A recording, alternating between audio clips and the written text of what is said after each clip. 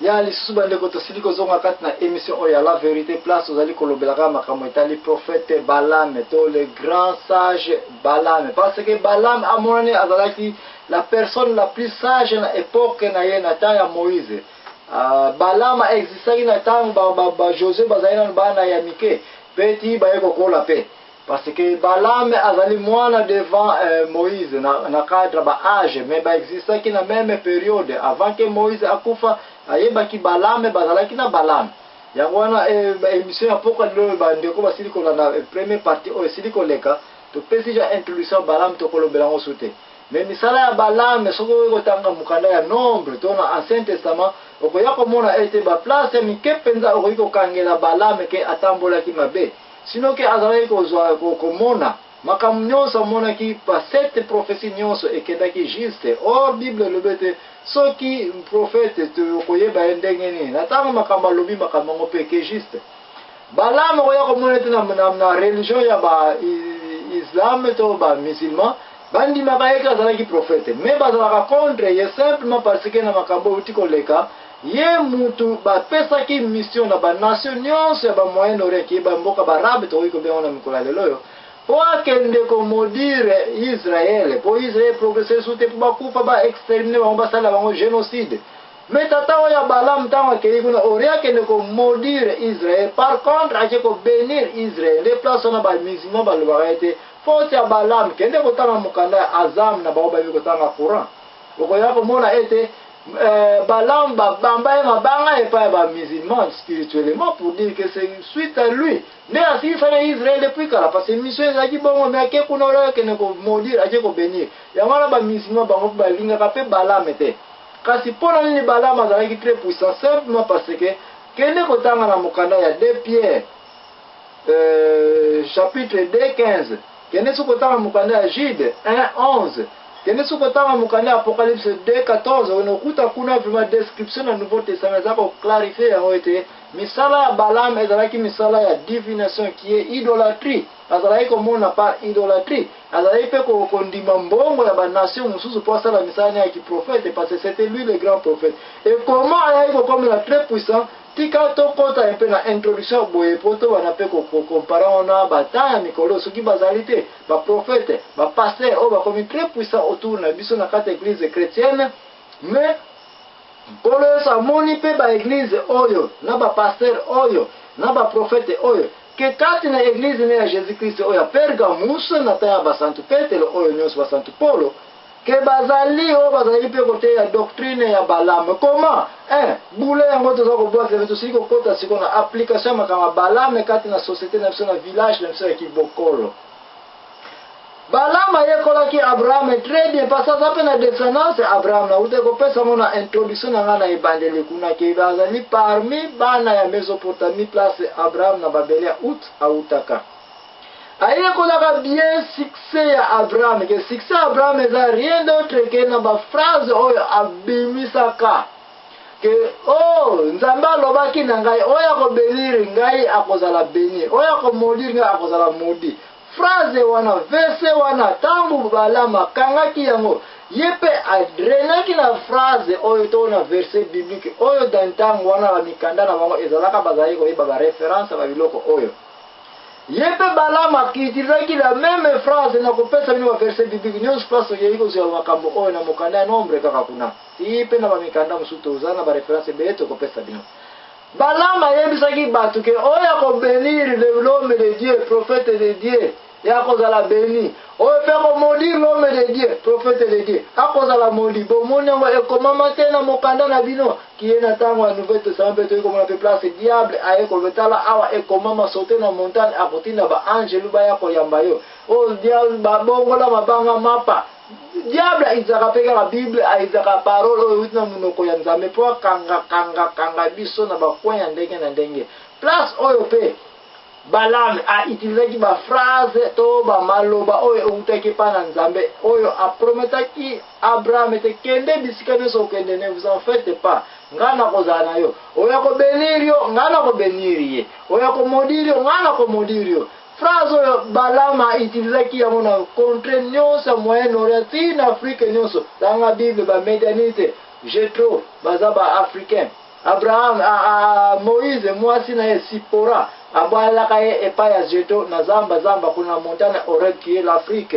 Okoya ko moite route pe bata Moab c'est une africaine. Donc na erwana ba géographie ya mikolo na géographie ta Josué ezali totalement différente. Eza géographie ya mikolo te tanga bien Bible ba lola ka pe na sima Bible ko na to ko tanga ba map wana kala okoye ba géographie ngo physique comment ezala ka répartie. Place oyo tangu batu bayoki yango ke Balaam yeko grand prophète abimi. Et puis a utilisé ba lobby na bisote boyebi te lobama na Nzambe ke obéni l'homme de Dieu tu seras béni. Des phrases on a comme te sala ke te Balaam akoma ki trop populaire parce que mutinyo za koya ko pesa Balaam pour batale makamba mone makambo. Mutinyo za koya ko bénir l'homme de Dieu Balaam. C'est comme ça Balaam azaki na réputation ya makasi koleka Moïse batu mingi de taka ngokate. Na taya Moïse Balaam était la personne la plus sage sur cette terre. La plus consultée par le roi. Batu nyos bazako consulter Balaam. Succès mususa Balaam ezaleta azalaki na katikati. Kote mususu descendance côté Abraham akolia na ina côté bana Israël sinoki bana Israël bazaki pe ko seplana ya trop. Côté mususu ba Medianite bazaki pe pour yo azaki pe contre bangote sinoka azako bénir bango na ndenge na azako mola wa makambo. Ba Moabite une grande nation azalaki pe côté la bango azaki pe mola wa makambo. Donc mutu sokoza na neutralité. Oza contre nation mokote. Voilà pourquoi popularité ya Balaam ezalaki très riche, très réputé na niveau ya contre azaleko vivre. Mais encore, est-ce que na société na biso question ezali ba pasteur bazalité oyo bazokendeke côté ya ke bénissez l'homme de Dieu pose la paix béni. Ce sont les mêmes phrases oyo de ba prophète ya kala.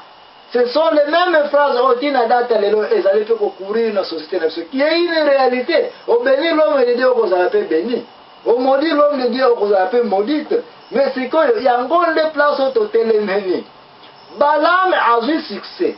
Est-ce que na société na biso ba passer bazali pété ba komi ko ya mikolo ke o bando ki batondi kotoyo ngai soki oye ko bénir ngai na ko bénir da ko ne pona protéger contre les sorciers, contre les démons. Est-ce que bazali te on a une crise mondiale ezali ko beta ba pasteur ba prophète o bi bazali ko ya ko lobete bénissez l'homme de l'Éternel et tu verras comment ta maison sera bénite. Des places où tozali Balaam a ekozwa succès likolo ya phrase oyo Nzambe abimisaka epai Abraham. Je te bénirai. Celui qui te bénira, je lui bénirai.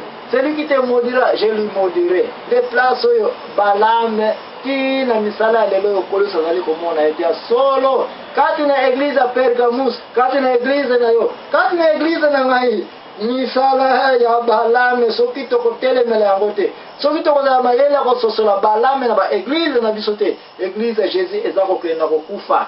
Nete église ya Pergamus ebandaki kokenda kokufa. Jésus Christ amonaki misala ya Balaam ezalaki na kati. Misala ya Balaam kati na église na biso eske ezali te.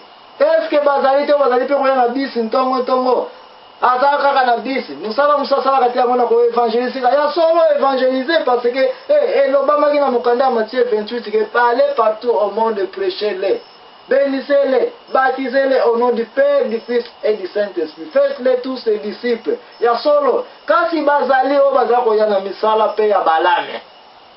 Soki tokozala mayele kososola ba Balaam te na ba église na biso, soki tokoyeba kososola religion na ba Balaam te, kasasa yipi toko continue kokomisa bandako na biso pauvre mpona kopesa na tata mfumungolo wana, toko continue na kopesa na famille oyo ya libota wana pase bazali bana ya prophète, mais sans le savoir que prophète oyo na ntango aprophétiser makambo ngo ezala ya Nzambe, ezala Nzambe te. Est-ce que système yango continue kaka ke tokendaka kopesa parce que celui qui bénira la famille du prophète sera aussi béni? Est-ce que ezali kaka misala yango te ezalaki na ntango ya Balaam ke Balaam aye korenie na ye awa Balaam aye korenie me mama likambo tozali koya mpo toyeba suka ya Balaam ezalaki ndenge nini. Okoya komona ete bana Israel ntango bazalaki sikoyo beni des fois de plus encore marqué na mabe na ye bamokonzi nyonso ya mboka oyo baye kosika précisément Balak aye kopesa ordre ke banda lelo yo Balak yo Balaam Balak alobi na Balaam bima na mboka na biso ba Midianite okende sauf toi sauf qui peut bima kimambangu kende kovanda place no solingi kovanda ongana kanga te posoki na kanyo na koboma yo parce que oyaki na mission moko kaka pour maudire Israël mais au lieu de maudire Israël yo ko bénir ordre de quitter azwaki wana de place tokomi Balame yeyo akimi atiki mokili ba Moabite atiki pe mokili ba Midianite ye wana azongi na Mesopotamie qui est la pire Perse qui est actuellement Irak azongi na mboka wana epa na ye Azra iko vanda ake iko continue ko prophétiser ba misala ki prophète na ko sala sala misala ya kosala mama likambo tozoko zo répondre biso tanto tokozonga nde bisika to koyebela est-ce que suka ya Balame na bana Israël alaki ndenge nini suka ya Balame na bana bikolo ya aboyi ko kwene ko maudire ya ko obéir to ko sala likambo batinda ki akende ko sala est-ce que suka ya Balame ezalaki ndenge nini